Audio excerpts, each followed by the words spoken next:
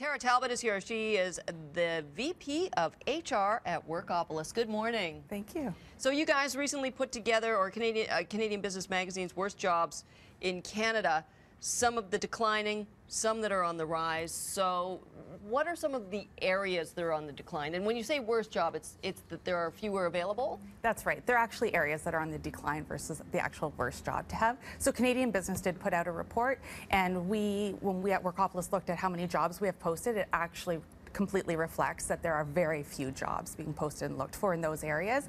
And some of those would be around manufacturing in general.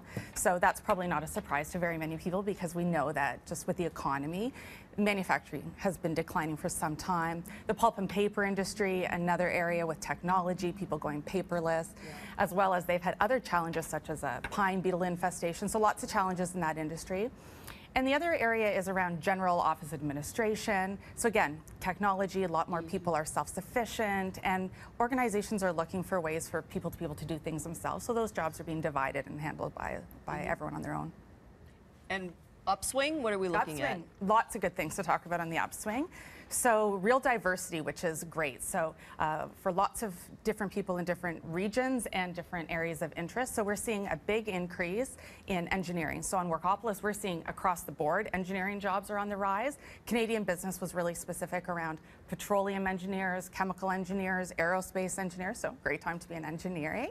Wow. Management, so healthcare, whether it be head nurse or healthcare management, real estate and finance management. Actually in Toronto is really a great opportunity. As soon as the end of last week, we had over 7,000 jobs in the GTA just for finance and real estate management. And the other management area, which is interesting, is in the government. So a lot of rise within government management roles. Over and above that, though, there's some really interesting ones in the West. So oil and gas drilling supervisors, the increase in the oil boom.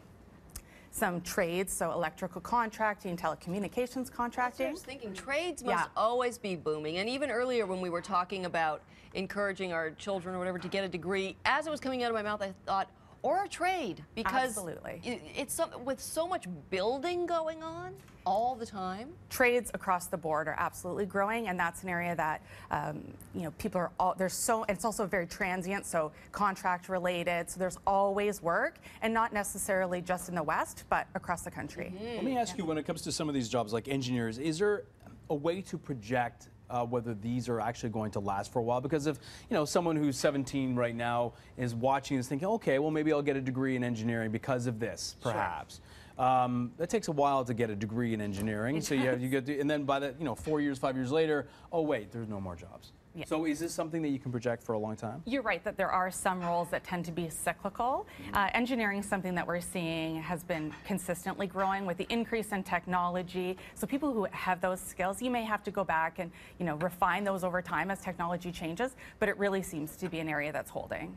Tara, what's the role for schools when it comes to hiring for jobs of the future? Because I remember there was a study that came out that I think journalism schools are graduating way too many students for the amount of jobs that there are, whereas like trade schools, for example, are not getting enough of a demand. Well, same for lawyer. That surprises me a little bit that that's on the list of on the rise, because I've heard that as well, that law schools are putting out way too many people.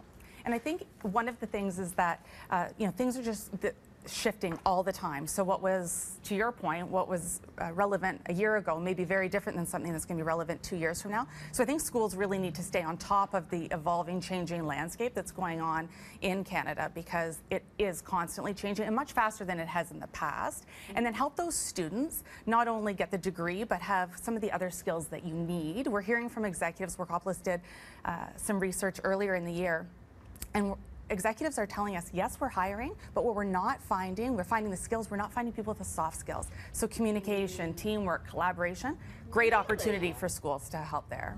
Yes. That's interesting, and I wonder if that's also because of technology, that it's a much more solo endeavor now. Absolutely. Very likely could be. So it's a great way for people to differentiate themselves, whether they're struggling with youth unemployment or just generally in the marketplace, to really take a look at what you bring to the table and differentiate that over and above the skills that you have. All right. Thank you so much. Tara Talbot, she is the Vice President of Human Resources at Workopolis. Good talking to you. Thanks for having me.